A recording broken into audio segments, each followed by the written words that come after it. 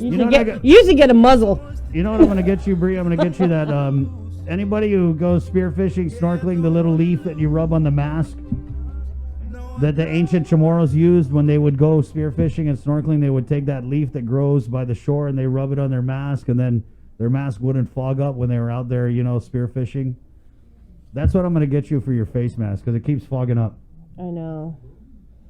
Okay, thank you. Appreciate it. Got it. Hey, 734, good morning. Yes, I am the annoying coworker. No, you're not. Proud to hold that title. Entertaining. And then a little bit of annoying. No, you're being nice. Let's go to the KUAM News Zoom room where let's bring on the Department of Public Health and Social Services. I think we have about 70% of the department on the Zoom room right now.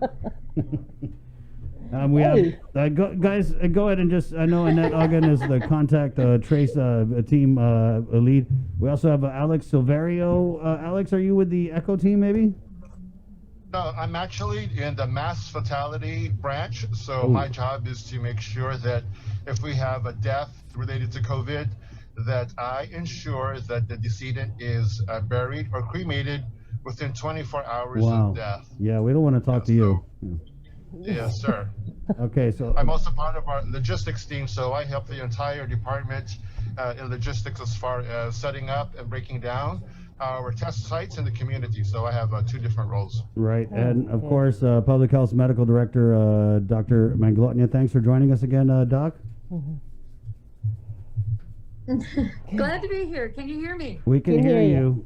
Guys, we're just going to give you the floor. Maybe, I don't know who wants to go first, but just take it. Tell us what we need to know. Maybe Annette, the contact tracing. I mean, I can't even imagine how many different investigations you guys have going on. So just if you could clue us in on the status of public health contact trace investigations into this surge of COVID positive cases.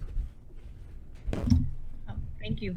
Yes, as we monitored the rising cases over the past 2 weeks, we've had to continue to expand out our contact tracing efforts as we gathered information of different gatherings, parties, funerals, rosaries, going to the restaurant and bars.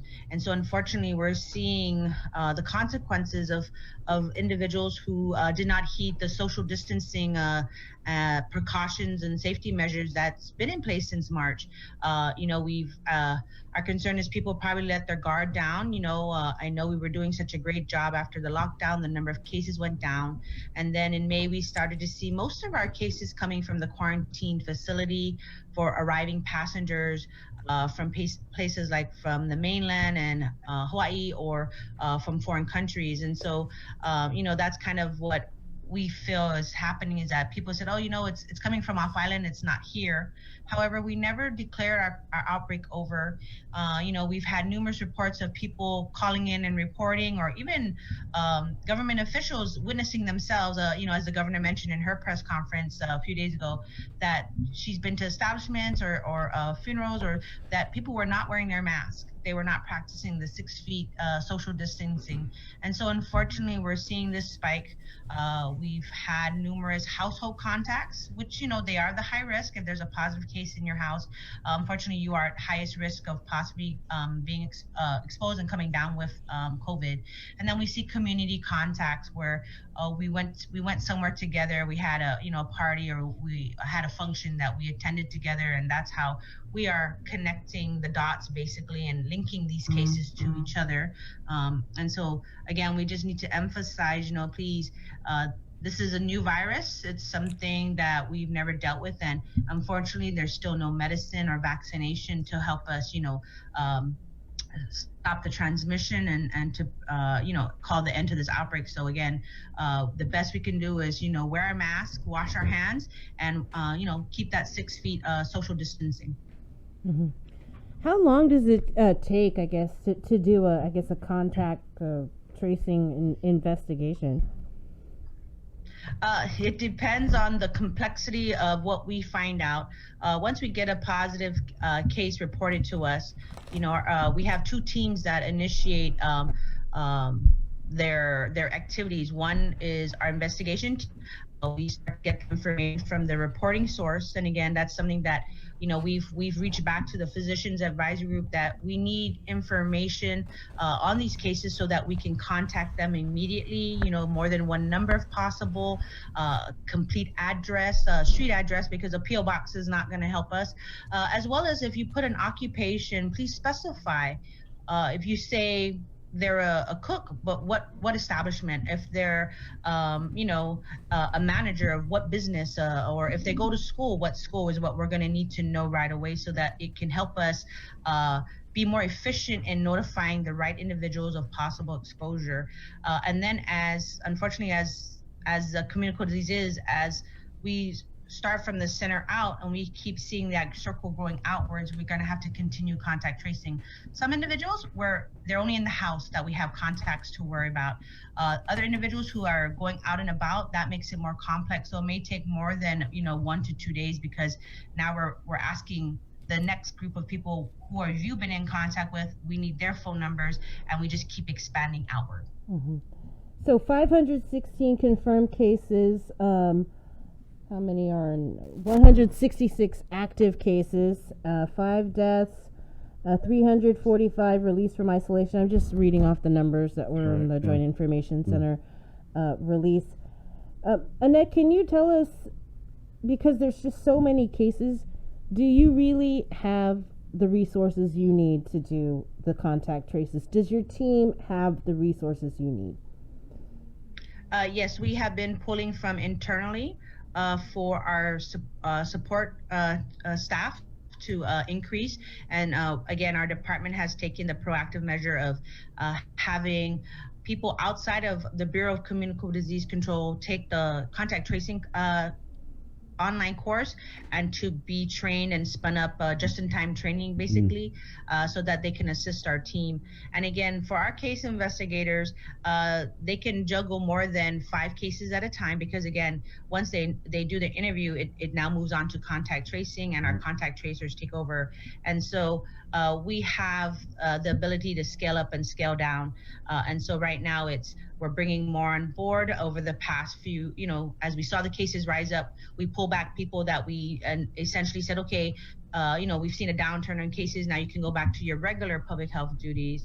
And then now with this implementation of the PCOR 1, we are basically focusing on no face-to-face contact, right, with our customers. And so that one too will alleviate having to juggle customer service while also doing contact tracing. So our staff that was my next question.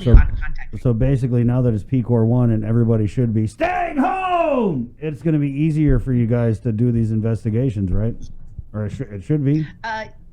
It should be, sir. Yes, because unfortunately, we have to maintain our confidentiality while we're doing this investigation and contact tracing. So, like for example, immunization, we've had to assist clients while they stay outside of our office, and so staff would have to stop going to the next phone call to go assist a client outside.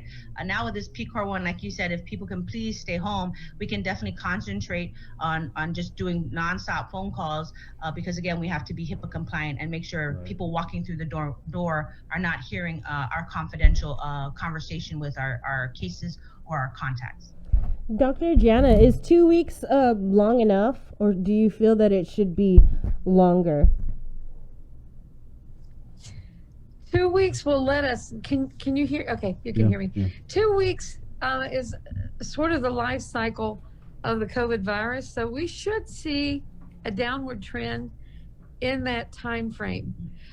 If we don't, then there will be more measures taken. There are always gaps we can close, but the governor tried to reduce what she could to try to end this thing now.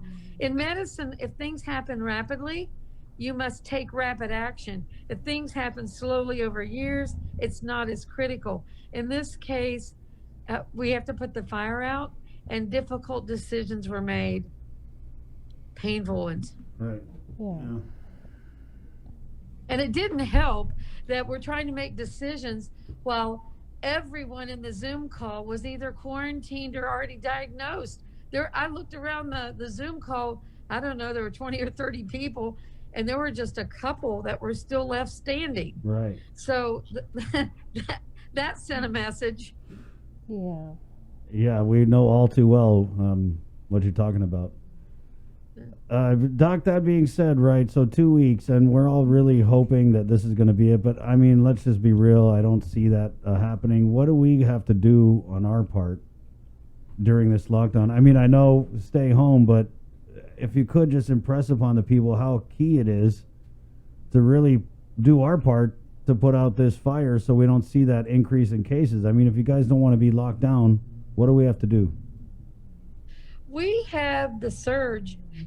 If you look at all the moving parts in this puzzle, the one that I mentioned in the press conference that we have no control over, the wild card for us is our front line. And our front line isn't public health. Our front line's the public. No matter what we do from Adelup on down, if the foot soldiers don't do their jobs, we're going to lose the war. And we were sitting there in a press conference discussing the surge, not because of our protocols. We were sitting there because people had breached the protocols. And now the entire island suffers for all those people who wanted to breach it at parties, at bars, name it. You breached it, here we sit. And this is going to happen over and over until people finally get the message, because we're not in control of the surge, the community is. So we were sitting with the contact tracers, and Nettie can comment as well on this. And I looked around the room and I said, can you all think of anyone at all that contracted this, by and large, that was while they were wearing their gear? And we couldn't think of anyone. It's most of the time it was a breach of some sort, a gathering, or somebody didn't have a mask on, or somebody was already infected, and it may have been one-on-one, but the person sitting across the table had already breached it and become infected, and so someone else innocently became infected. So social distancing, stay 6 feet away. I don't care who it is. Wear your mask. Don't care who it is. I don't care if they're in your house. Assume they have it. Just assume they have it, or they're likely to have it, because you're at the mercy of wherever they've been. And they may not realize it. And they may have been around someone who breached it and contracted it. And now they're sitting in your house just dropping by to bring you a newspaper. Just assume everyone has it till this thing dies down. And wear the mask, socially distance, wash your hands, and quarantine. Those are nearly 100% effective. Those are our vaccine for now. So we must follow the guidelines. Annette, I wanted to ask her if anybody could shed some light on the results that we got. I believe it was Saturday. There were 18 of 18 tested at the Naval Hospital, all positive. We don't know much about this. I had heard that these were, and this is what I heard, and that's why we're asking you, that they were local guard and their dependents. We talked with the Guard Public Affairs Officer, Mark Scott. He confirmed that 3 members from the Guam National Guard have tested positive for COVID. What else can you tell us about these 18 positive cases? 18 of 18, that's 100% at U.S. Naval Hospital. Yes, it's actually a mix of active duty service members, as well as our own local guard, as you mentioned, and then household members of these cases. And so again, it's something that we're seeing even with our local residents, where it's within one member of the household who is positive, and then unfortunately more than 1 or 2 other household members also come down with COVID. And so that's why you're seeing this spike, and again, it's people going out and about. And it's something I wanted to add to what Dr. Jana was mentioning earlier.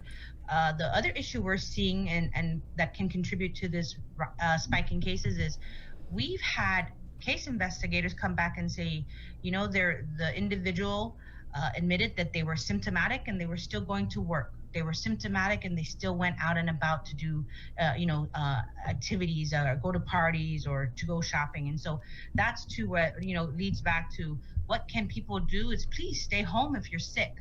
Only go see the doctor, for a checkup, and if your symptoms are worse. But for some people, it's, I had a cough and cold a few days ago. I still went to work for a few days, or I went to this party, or I hosted a party. And so that's very concerning for us, and it makes it harder to contain this, because again, people are not heeding all our education and our protocols, as Dr. Manglotnia said. And so, again, we can only do so much. But again, if people are going out and about knowing that they're symptomatic, they're waiting for their test results, going to work, it just makes it more complicated and for us to contain this. So that's why, unfortunately, the governor, based on guidance that came from the Physicians Advisory Group, Public Health, we had to implement, again, a lockdown, and so that we can hopefully curb this and bring the cases down. Mm-hmm. Can anybody speak to what happened over the weekend? We got the information about the community testing, where, what time, but what we didn't get was, hey, everybody, we're only going to be testing, 100 people, which kind of led to this whole, negative criticisms, so why didn't you guys tell us? And we wouldn't have waited in line. I mean, I waited in line yesterday. I got there early to SDA at like 7 something so that I could try and get tested. And then a couple of my other coworkers, and it was already closed before it even opened. So is there any particular reason why we don't just let people know? I think we should put that at the top. I mean, because we got to tell the public, hey, we're doing the testing, and, we don't want to, like, give them a half presentation of, what's accurate, so. Yes, our messaging will definitely improve. We were hearing reports that for the GIGO outreach, people were already lining up at 4:30 in the morning. Right. Yeah. The other thing that and Al is the front line. He was there, help with the logistics unit.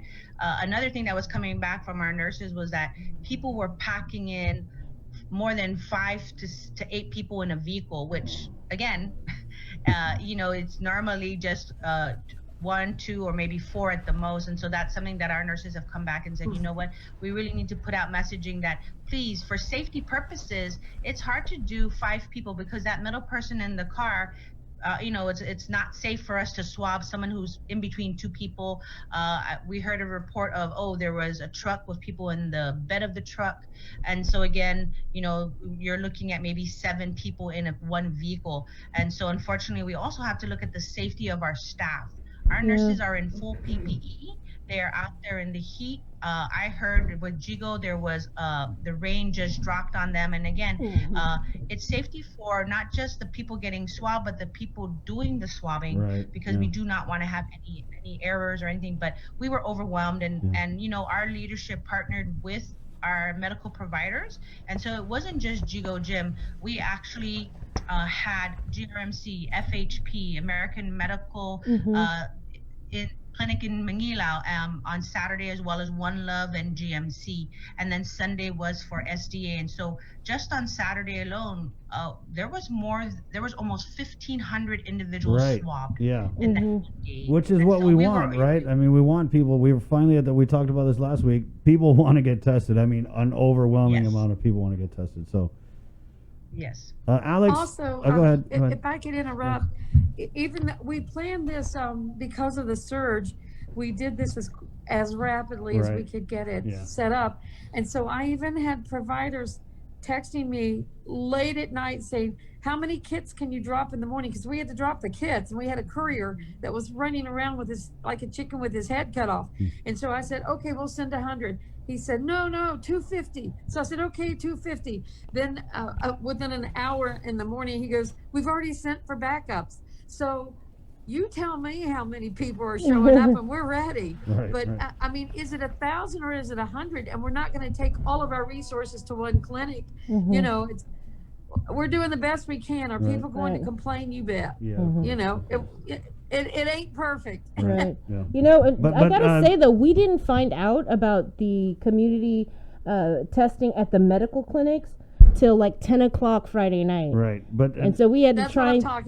We had to try and get out the information. Yeah.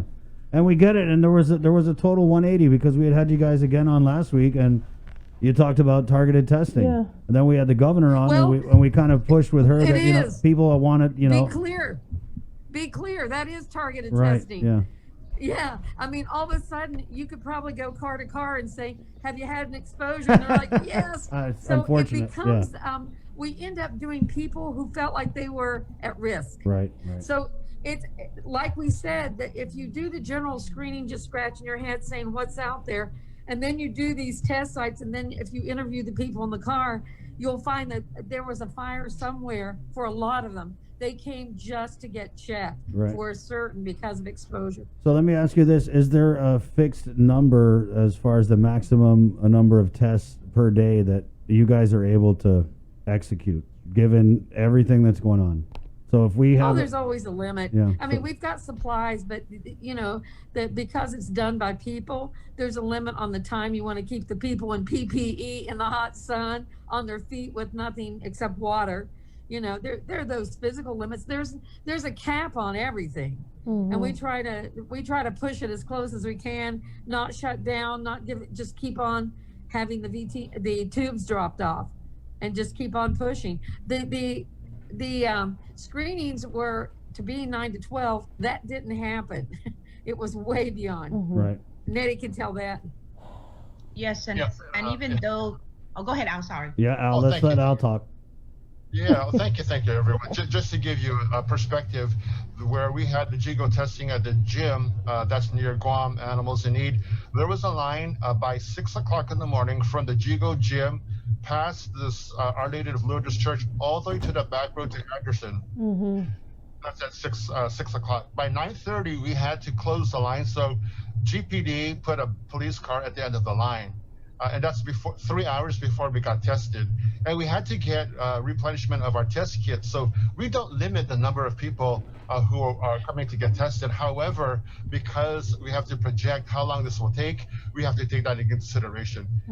So what happened was we were there from 6 in the morning until 5 in the afternoon.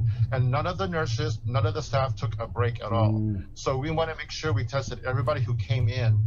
Even if they have people in some of the SUVs, 3 rows, like Annette said, it's so dangerous to test them in the 3rd row. And I know they want to come in a carpool so they could save space in line and have the efficiency of their families. But boy, it's tough. And we don't turn away anyone except for the GPD closing the line, because we realistically want to make sure we have enough of the capacity of our nurses and our staff to test everyone fairly. So that's what we do. How's the walk-in traffic? The walk-in, unfortunately, I've heard like people say, do the walk-in. You'll get through quicker. Well, the average wait in the walk-in at the Jigo gym was 4.5 hours. Okay, then never mind. Yeah, don't do the walk-in. Yeah, bring a sandwich. Bring rice, or you get a sandwich. Well, I'm a big boy. Yeah, people are bringing in their folding chairs, their own. Wow. We don't offer the seating because we don't want to have any of the virus exposure and switching seats from one person to the next. So even though the gym was full of bleachers and chairs, everyone had to stand up. But they were very good. They're very patient, and our staff was very quick. We were able to swab everyone. As a matter of fact, we swabbed everyone before 5 o'clock in the walk-ins. We did have to close it at 12, but we did test everyone who came in. This is going to be interesting too. These numbers as they roll out, and our lab's working as fast as they can. And Delos had a little hiccup, and I think they're back online today. Hopefully they had to get more reagents in or something. Right. But this is probably going to be one of the first screening, I don't even call it a screening. Worried people, worried well, came to get checked. This is a whole lot different than just setting up in a village a month ago and people yawning and saying, hey, I think I'll check. Right. A lot of people were worried. So these numbers, this is probably the first cycle where it will really be telling what's out there. And that's probably simplifying it, but plenty of people had contacts this time and showed up. Wow. So how's public health doing? I mean, are you guys doing all right over there in terms of? Yeah, Doc, you seem. I mean, God, and I hate to say it, but you're always so bright, sunshiny. I feel a weight on you this morning. Oh, we're great.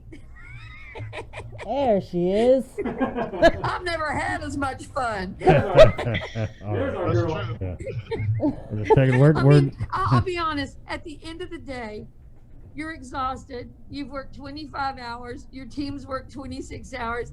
And what you say to yourself at the end of the day, as a public servant helping the community, the one thought you have is, I got to be on KUAM. Well, we're happy to be here. Alex, I want to give you your time because this is something, again, that we only touched on way back during the first lockdown. But your job with public health, you make sure that people who die of COVID, that the bodies are properly disposed of. Just walk us through that protocol. And obviously you've had to do this 5 times that we know of, right? Are there other instances where maybe you have a PUI or a probable where the same protocol is applied? So we're going to give you the floor and just tell us what we need to know. Sure thing. All right. According to the governor's emergency health powers, and it's also a law, if anyone on Guam passes away from COVID-19 related illnesses, we must dispense of the body or inter very respectfully of the decedent within 24 hours. We can either cremate or have a conventional burial, but that is 24 hours at the point of death on the death certificate. So my job is to make sure at any point, whether it's a weekend, holiday, any time of the day, if I get a call of a death, that I activate the mayor's office, make sure I get the burial permits, make sure the plot is dug, make sure the ovens are heated up if it's going to be a cremation, and the body upon death is immediately put in an HRP, which is a human remains pouch. It's zipped up, and the body will be buried as is. No family member can come and see the person. No one can view the body. So that's a very painful part of this process. There's no rosary, there's no wake, there's no viewing. We have to speak very, very respectfully to the family, regardless of the denomination, that this is the law. They just experienced a death. They cannot say goodbye to their loved one, whether it's a mother or father. We did have all of those things happen. And sometimes we have people who infected their own family members who want to say, I'm sorry or goodbye. But unfortunately, that's not possible, simply because we have to contain the contagion of the virus. Viruses and bacteria live even after we die. So we want to protect everyone from exposure from the decedent's COVID-19 infection. Then we have to make sure that all of the permits are completed, all of the death certificates are in place. If it's a PUI, we haven't come across that yet, but I have to double and triple check to make sure that this is a COVID-19 death. Unfortunately, we almost buried a patient who did not have COVID-19. Unfortunately, there were so many indications that the person, yes, was diagnosed with COVID-19, but we had to make sure, and that's our job at public health, to make sure that we don't put anyone under any unnecessary duress or pain throughout this process. And we do also work with the funeral homes. We have 3 who are always standing by, waiting for my phone call. They're very good professional people. They're on it. When they have to jump, they jump to the front of the line. They do an incredible job. I have no problems with them. Mayor's offices, also very respectful. And also the Archdiocese, right? We are so fortunate to have their support. We are now having a protocol in place. We're going to practice it on our next death and this next large number of people who are being infected. We are likely to have more deaths in the future. So we're hoping this could be a deterrent as well, right? This is not business as usual. We're here to protect the community. We're here to do our due diligence. And unfortunately, it's not a pleasant experience. There are restrictions at the funeral homes as well for the funerals and also for the cremations. Dr. Jana? Guys, hold on real quick. Sorry, Doc. Oh, Sorry. Everybody no. on KUAM TV 8, thank you so much for watching. Thank you for all your thoughts and your prayers that you directed at the TV. Unfortunately, we're jumping over. Well, not unfortunately. It's a great show. So jump on over to our KUAM News Facebook page. And you can also catch us on The Breeze 93.9 FM. Again, we're KUAM FM in Agatna, Guam. To our KUAM TV 8 viewers, thank you so much, and we'll see you. And right now, you're just joining us. We are smack dab in the middle of our public health interview. Dr. Jana Manglotnia about to speak here, and obviously we're discussing at length the declaration of PCOR 1 and the surge in COVID-19 positives. Dr. Manglotnia? Yeah, just want to insert something quickly. I had a family member notify me over the weekend that one of the priests had spoken to the parishioners about rights, because in the States and here, when we restrict movement, there are people who complain about their rights. And the priest shared in his message that when we're talking about life and death, that constitutional rights shouldn't be in the equation. he said we must do what we have to do to harness this, and maybe discuss that at a later time when people are not threatened with their life due to a virus. And I thought, I didn't hear the message personally, but I thought that's a good thing to share. It's when we're doing the restrictions, we're thinking only of safety and people surviving this. And there might be flares like this over and over for a long time, where we shut down, we get it quiet, we try to open up slowly, and then we have a little surge, and it's going to be a delicate dance, getting this ship across the waves. It's going to take some time. Doc, can you tell us anything about the increase in hospitalizations? We also have an increase in ICU. I mean, it's just one thing after another, right? And so that's why I think... Which is why the governor painfully, with all the leaders in the community, painfully had to take these measures, because we're looking at our resources all the while we're balancing the movements that people are allowed to do in the businesses and the openings of the various facilities. We're balancing it against the manpower we have, our capacity for surges. We're looking at medicine in the hospital, staff in the hospital. There's so many factors that have to be in play for us to move forward or to move backward. And in consideration of all of those things, then that's why we're where we are now. Yeah. In closing, thank you for that, Doc. Alex, are you able to kind of go into what the protocol is now currently in PCOR 1 for funerals? Yes, we have the restrictions in place. We are limiting the numbers of people in the funeral homes and the churches to immediate family members only. And at the funeral homes, we are enforcing no more than 10 people in the funeral home at this point. So the Archdiocese has been very supportive of us. They do understand that this is necessary. And right now we have no issues with the public, except to remind them that if you do go to funerals, again, this is one of the areas where we're finding the origins of the transmission of this new COVID infections, to please use discretion. Please be respectful of the family on the island, and know that social distancing and staying at home, even though we have loved ones, and I have had loved ones myself impacted by COVID-19, and there were only 5 people at the funeral, right? And this is my uncle, and it was very sad. So we just have to make sure that all of us do our part in this island. Annette, closing words for us? Yes, it's again a community responsibility. Wear your mask, wash your hands, please practice the social distancing, stay home unless it's essential, unless you're out and about.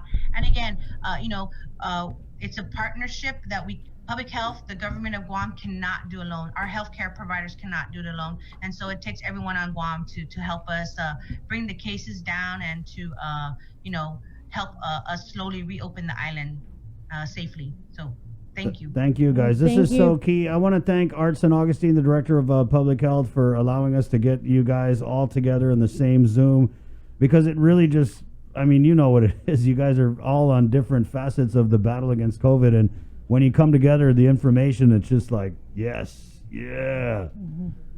So thank you for having us. Right. It's a great forum to get the message out. Right, and that's what we're trying to do. So thank you, Doc. Thank you, Alex. Thank you, Annette. Good luck. God bless. Godspeed. Wash your hands. Thank you. Stay safe. Wear your mask. Stay safe. Thank you. Wear your mask. Right on. Thank you, Annette. God bless you guys. Okay, 8:07. Guys, we just got to keep it going. There's a lot of stuff going on today.